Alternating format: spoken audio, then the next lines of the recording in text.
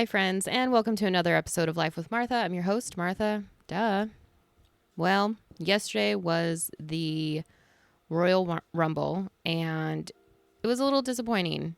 It wasn't what it usually feels like in the past. I just feel like there wasn't a whole lot of excitement going into it, and then the people who won, it was kind of like, okay, like Liv Morgan. I get why people may like her to some point, but I just don't get the hype, like, at all. I don't get it. But whatever, she won it and it's fine. That just means that when we go to WrestleMania, she will be in the main event. So whoop dee doo. And then Roman Reigns came back and he won it, so it's fine. Honestly, I think Raquel should have won the Women's Royal Rumble, and LA Knight was who we were rooting for. But yeah, it was just awkward. Like the women's match, everyone that was in it pretty much is a tag team right now, especially like the last, I don't know, like 12 girls. It was just like Tiffany came back and she was the only one that didn't have a tag team partner or anyone that she was like, not necessarily a tag team, but like just like your, I don't know, like what is it, like friend? I don't know. Everyone else is like always with somebody, like just always with somebody. So I don't know. There's definitely going to be some duos that start breaking up here soon. But yeah, it was okay. The men's Royal Rumble was a lot more exciting than the women's. It just was not that great. It was quite disappointing.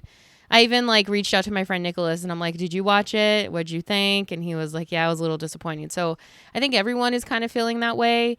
The crowd just wasn't what you would like to see as far as energy goes. It felt like people who are over just weren't getting any type of reaction from the crowd. And so it's fine. You could take this information as you want. I don't care. But I personally, no matter where WWE goes, if the crowd stinks, the crowd stinks. It doesn't matter where it's at. It doesn't matter if it's overseas. It doesn't matter if it's here in the US. Like, if you are going somewhere and the crowd just isn't giving you any type of reaction, like, don't go there anymore. Like, stop. So, I don't know. That's just like, I just can't stand a bad crowd where literally it's a good match and people are just sitting there. It's like, I've talked about this before. Like, why pay to go if you're just going to sit there and not react or do anything to give the performers like any type of reaction? I don't get it, but it's fine. Today's weather has been really off and on. Like, it was raining all morning up until like 1 p.m. And then the sun came out and now it's like kind of getting cloudy. So the sun is going away, but then it comes back out. It's a weird winter. Tomorrow's Groundhog's Day. So by the time you're watching this, it's going to be Groundhog's Day. So either we get, what is it, like a couple more weeks of winter or just less weeks? I don't know. I've never paid attention to it as a kid. It was just more like it's Groundhog's Day, and then whatever someone told me, that's just what it was. So we'll see how tomorrow goes. I swear I'm turning into my mother. So everyone knows that I like cellar spiders. I keep them around. Currently right now I have 1, 2, 3, 4. I think I have 4 or 5 of them, like 5 big ones. And I have a really big one in my bathroom that I've been keeping in there and not getting rid of. And there was a time when it was like in my shower and I had Alvaro like come and get it and then place it back in the living room. And it made its way back into the bathroom again. So I was like, okay, as long as it doesn't go in the shower, like I will keep it in here. But the moment it gets in the shower, like I don't think I would be able to put it in a container and then relocate it. Like I feel like it would go. So no, I think I would. I saved one yesterday. When I was sweeping my kitchen, one appeared and I like didn't want to kill it. So instead I grabbed like a little container and I put it up in a corner in my living room. And so it's happy there. It's hanging out. So I think I could do it. It's just the big ones are like big, like 2-inch legs, like in the front, and they're both like moving, like they're just too long. When they start moving, like, okay, I'm cool with them just like hanging out in the web, like just chilling, just hanging out, not moving. But the moment they start moving, I'm like, gosh, your legs are really long. Like they are so long, like a minimum of an inch in length. And then just sometimes I'm like, should I keep you around? But I mean, I get it because they need to have really long legs to get whatever it is that they are hunting. I don't know. But anyway, so I think it was Friday. I used the restroom before I went to bed and I was like, I gotta pee. And so I go in there and all of a sudden I'm like, wait a minute, where's my cellar spider? It's not in the corner. And so I go to Alvaro and I'm like, did you accidentally kill my spider? And he's just like, no. I'm like, then where'd it go? And he's like, I don't know. And so then I immediately start walking around the house, like looking in all the corners and like just looking everywhere. Like, did it move here? Did it move there? I don't know where it went. I checked behind the toilet. I was looking in my shower. I was looking like underneath the mirror. I was looking everywhere. Don't know where it went. Have no idea. So I literally was like, well, I guess it moved and it relocated. And so I was just like, okay, well, I guess that's the end of that one, maybe. Like, I don't know. So I went to bed and I was like, well, maybe it'll show up again, you know. And I woke up like probably at 2:30 in the morning. I had to use the restroom. So I wake up and I go. And like, I'm not even awake, you guys. Like, my eyes are barely open. And I look up at the corner. It's like autopilot. Like it's like a routine now where I just like, I sit on the toilet and I look up to my corner to see if my cellar spider's there. It's ridiculous. And it was like, it came back. So I was like, okay. And then of course I start reading like like when I wake up in the morning, like fully awake for my day, I wake up and I start researching, like, you know, when they do move, they're essentially going to get, I don't know, like water, food. And so I don't know if it got anything. It didn't bring anything back to its nest. So I'm assuming no, but it disappeared and it definitely went somewhere. So hopefully they had a good time. I don't know. So yeah, my mom is like that too, where she's like, I don't know, it just went away, or she, you know, and then she names them. I have not gone that far to name them because I don't know what, you know, I mean, currently right now they're all different sizes, like their bodies, and like different species of cellar spiders. Like I have noticed that, like the one in my bathroom is one of the bigger ones, and I'm pretty sure it's a female, just based on the size and the pattern. Like you can see that it's like a gray body with like an even darker like line going down the middle of its, you know, butt or whatever. And then the other one is more skinnier, like has a more skinnier body. I don't know. There's like 4 different types of cellar spiders. I don't know. So I guess so far it seems like 2 different species live in my home. And the one in the bathroom is the biggest. And when she starts moving, I'm like, okay, just please stay in your spot.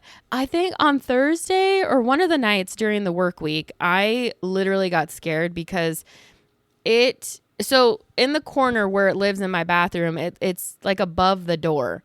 And so no matter what, you got to go past her. Okay. You got to go past her. And so I was watching and it's like she was building her web, like nest, even bigger.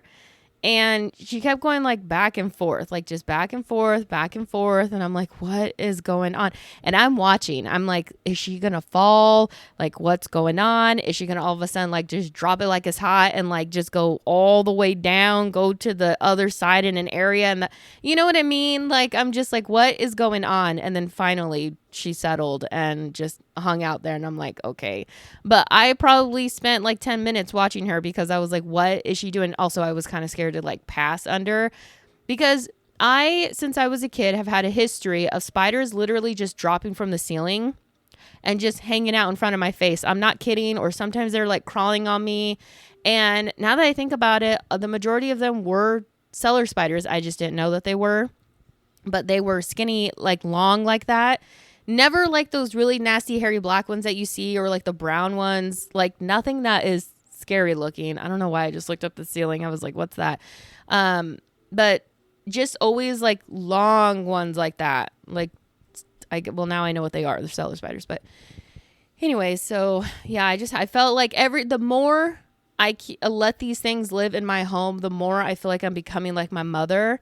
But I will say that Jess did make a comment, because currently right now she's doing like a estate sale for like a friend. And so she said, she goes, I swear, Martha, I think you're right. Like, all I see are those cellar spiders, and there's no other type of spiders, no weird bugs or like anything like that. And I'm like, yeah, because they literally get rid of pests. Like, it's good to keep them around. And I'm convinced, because some of their webs are just filled with nasty spiders and weird bugs. And I'm just like, see, they're not roaming around my house because they took care of them for me. I don't got to worry about it.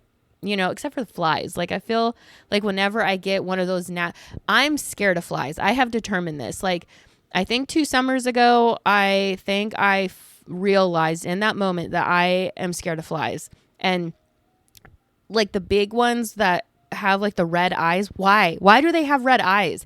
And why do they have like black and gray striping on them or something? And you can actually see the hair on them. Like, why are flies so disgusting? And it just like, it seems like those ones are the ones that get in my home, and it's only one at a time, but one is too many. And like, I'll be working and you can hear it buzzing around, and I'm like, is that a bee? No, it's just a big ass fly, nasty ass red eyes. Like, they're just gross. And you could see the gray lines on them. And I'm like, why? How did you get in? Where did you come from? And then like, we have yellow jackets and hornets here, which, after doing so much research of like, what's the difference? They're both aggressive, but still, like, we have both of them in our area, and like every summer they're just everywhere. And I just wish that there was better pest control to like relocate them, get rid of them, but they're not nice. Like, they don't do anything for our environment. Like, what do they do? I don't know. I guess keep spiders away too, because when they're around your house, like, you don't have spiders either. But I don't want to keep them around because I've never been stung and I'm scared. And some way, somehow, I've ended up with 2 in my home, and having to get rid of them is just scary, because you want to get rid of them before the sun comes up, because before then they're like kind of dormant and they're sleeping. And yeah, you got to get rid of them because they're just aggressive. They just attack for no reason. I don't. I'm fine with bees. I won't bother them if they don't bother me. I don't swat at them, but like yellow jackets and hornets, it's like, please don't. You're coming into my space, and I gotta eliminate you because you're just mean. You're just mean. I wonder if my cellar spiders will take care of those. I don't think so. But one could hope. It's wishful thinking. I feel like this episode is a little bit boring because nothing really happened. If I'm being honest, my week was just kind of like, meh, like just kind of mellow. Maybe 2 weeks in between episodes is too long. I don't know. I literally only have 4 notes. I will say, so in my last episode, I was talking about how I was drastically overly obsessed with my teeth.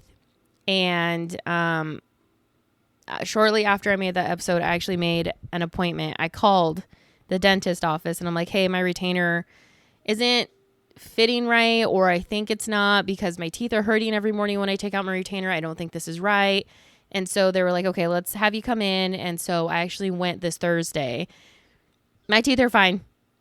The orthodontist, I guess he's my orthodontist now, but like, he was like, no, your teeth literally are perfect. And I'm like, then why do I feel like they have moved? And then he was explaining it to me, and then he showed me my old retainer versus my new one, and that there's literally too much space with my old one, that it actually wasn't retaining my teeth the way that it should, and that a retainer should really hug the back of your tooth and like just hug the right spots. Okay.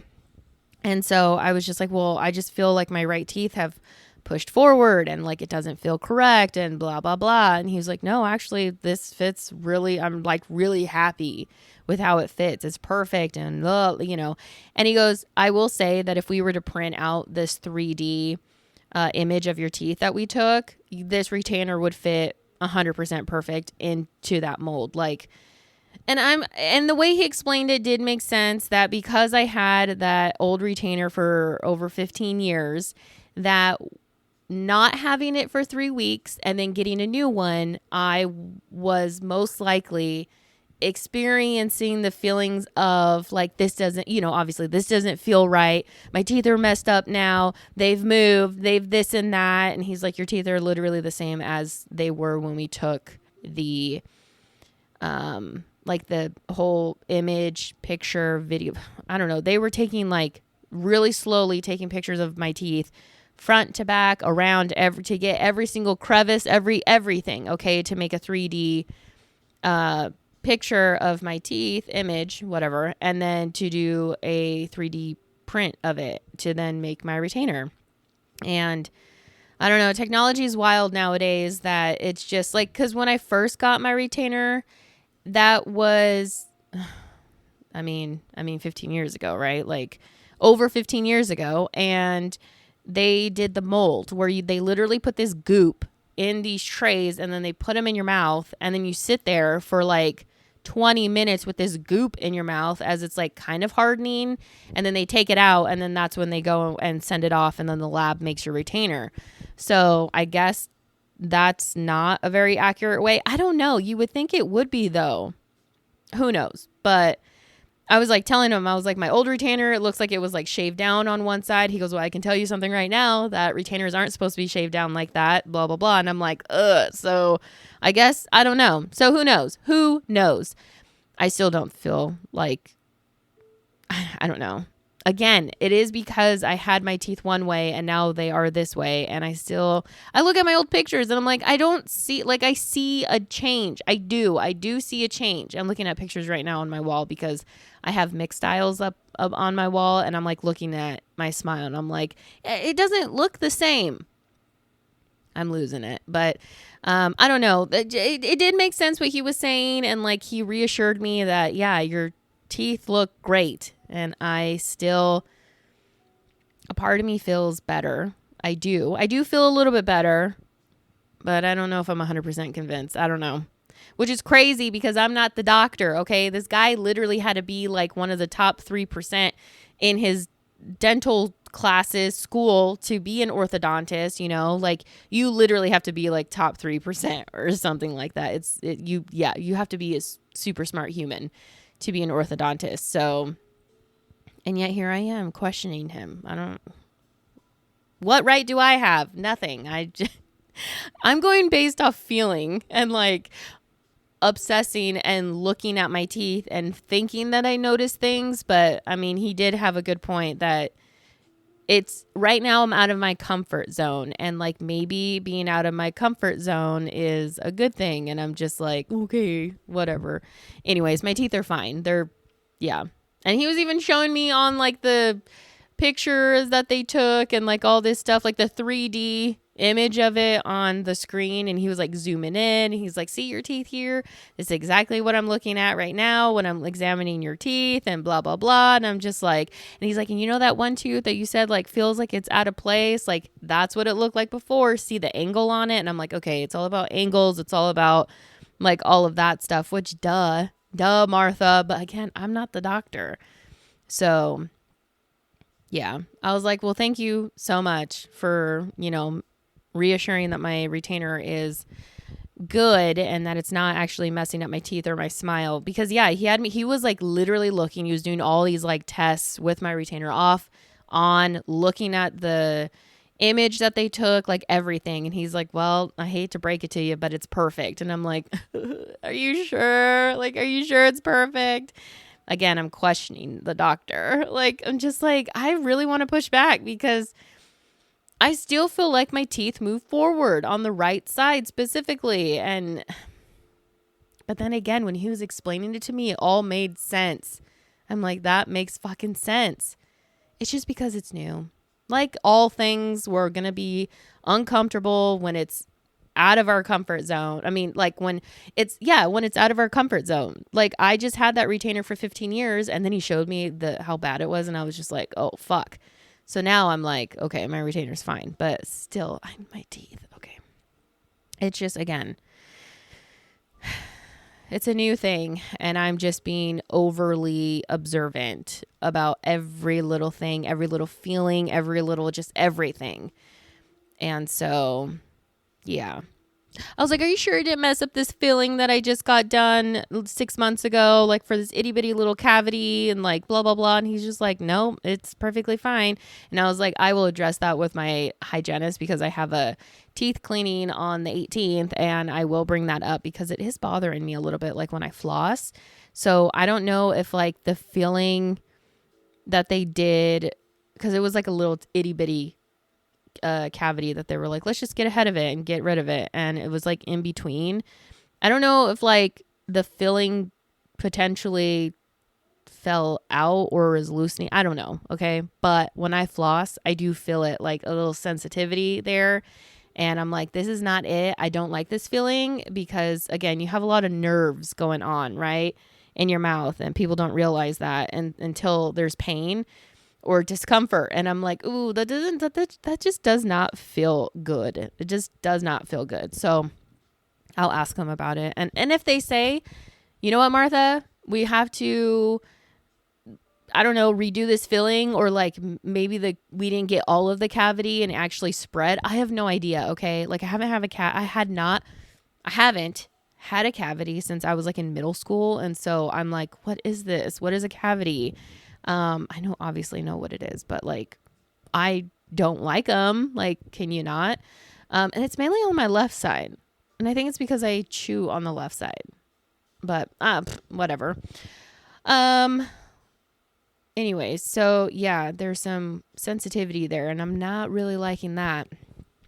But I will say that after my orthodontist appointment, I got in my car and Alvaro took me because the area that it's in is not so great and it gets dark.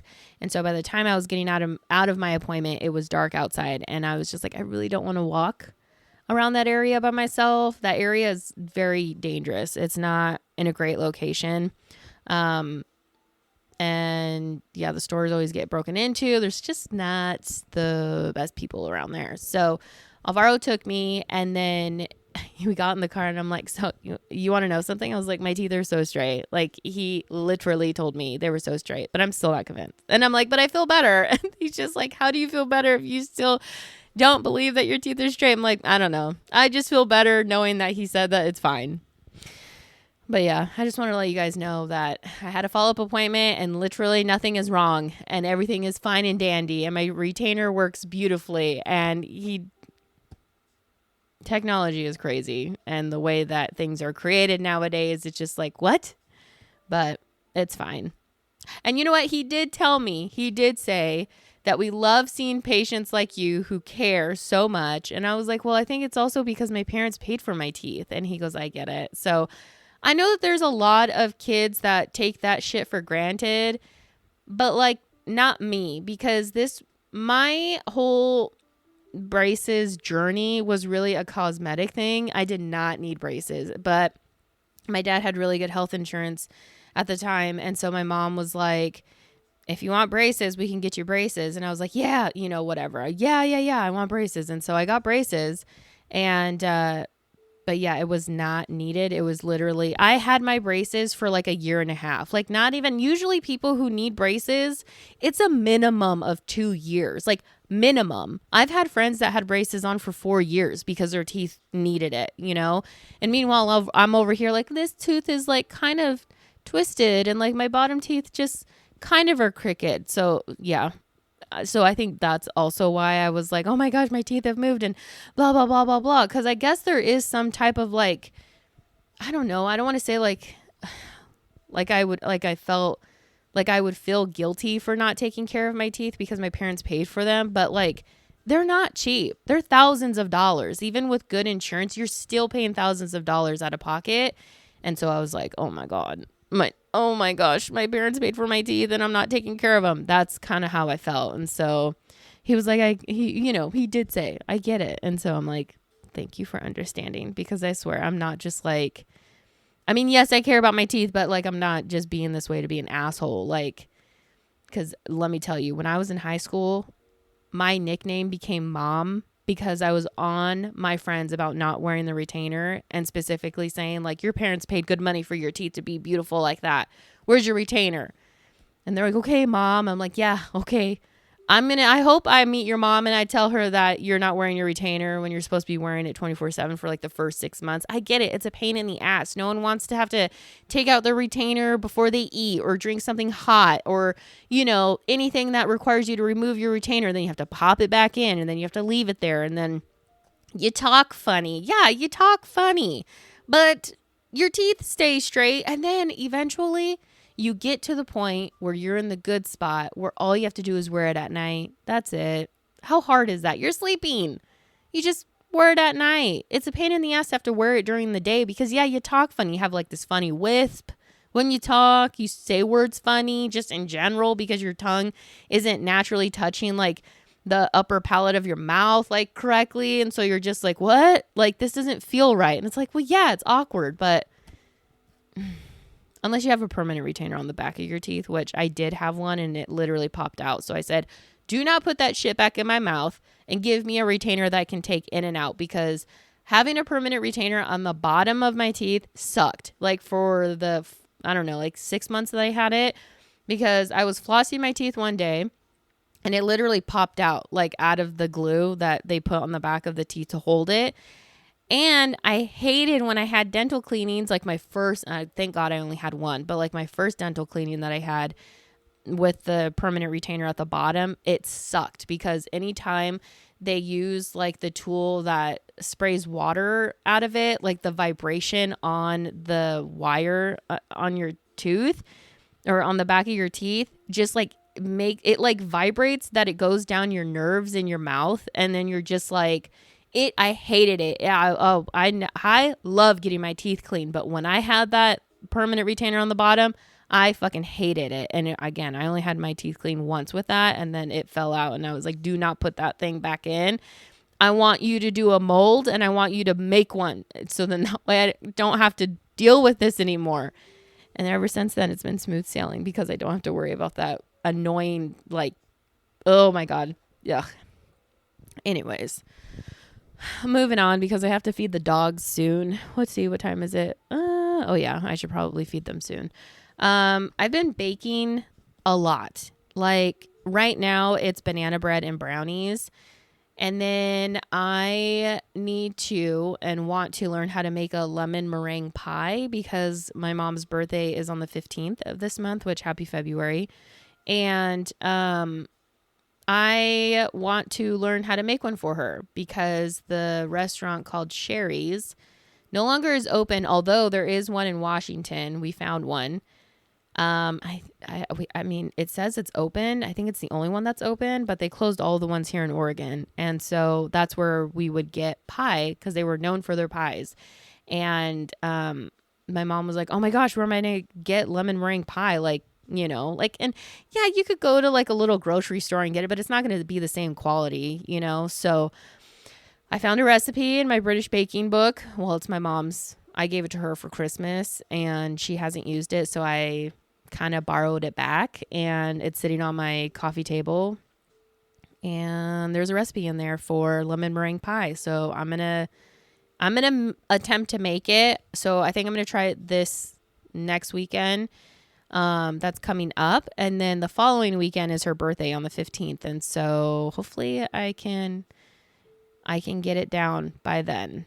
It actually does not look like a hard recipe at all. So, except I'm not going to make the pie crust from scratch. Not this time around.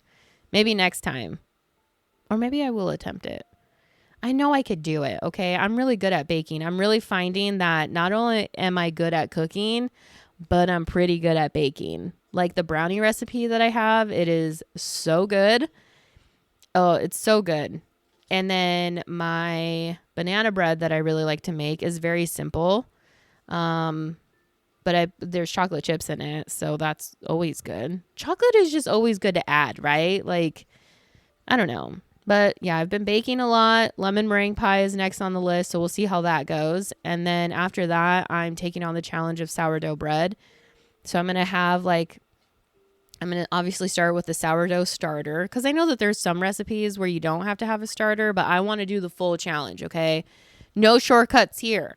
So I'm going to start a sourdough starter. So after I'm done with my lemon meringue pie.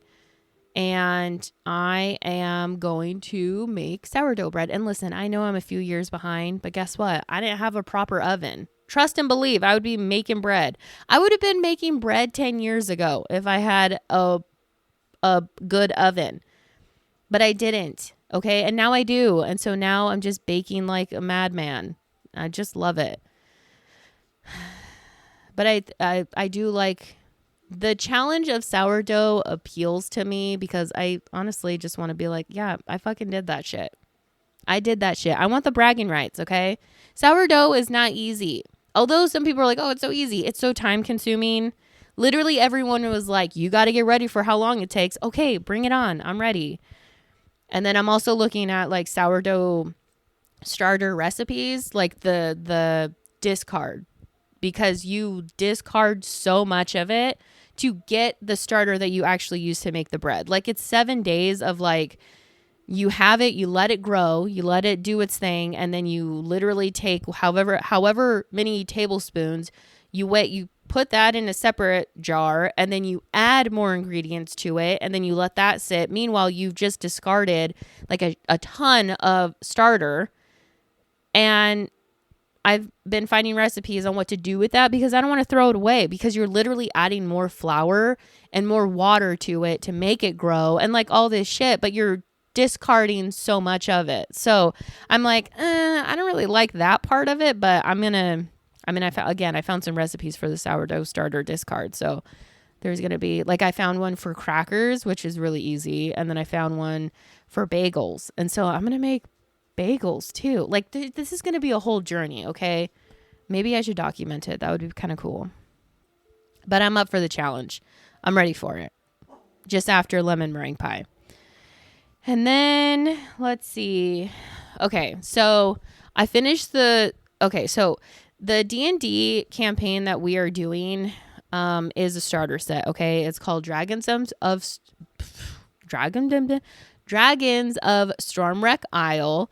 And I have finished reading the little rule book that it came with. So then that way I could better understand the story. And so I am now reading the story and I am about to start chapter 1. So then that way we can start our first session. But I will say I'm confused. Like I am finding that I am getting lost.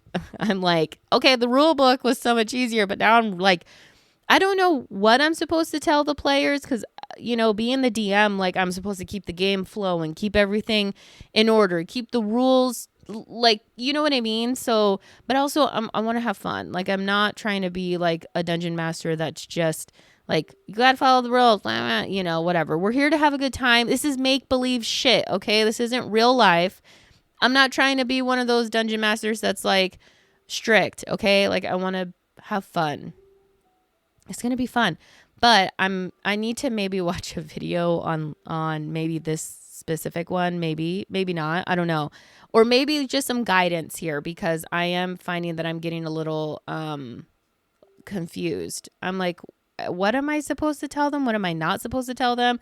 At the end of the day, I choose how much I am. Like as far as what I'm reading, it does say like you choose how much information you want to provide to your players to then allow them to make certain decisions of what they want to do, like action wise. And so I'm like, but how much is too much? And like, do I give them background information? Like that's where I'm getting confused. Like I just, you know, so anyways, maybe I just need to start reading further into chapter 1 to understand what's going on. So then that way I can better explain it. But I am the storyteller and we are telling a story together at the end of the day to come up with an end result, whether it's good or bad. I don't know. But I mean, that's the whole point of D&D is like, it literally is a make-believe game.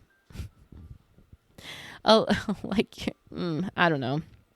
But we'll see how this journey goes. We shall see how this journey goes. But I did enjoy reading the rules because I know that if I did not read that little rule book that it came with, I'm already reading it and it's like, do this and like have them do an ability check or like a difficulty, like do all this. And I'm like, if I would have not read that rule book, I wouldn't even know what the fuck that shit was talking about. I would have been so upset and confused out of frustration. You know what I mean? Like, but anyways, it's going to be fun. I'm telling myself that. And it is going to be a shit show in the beginning. It's fine.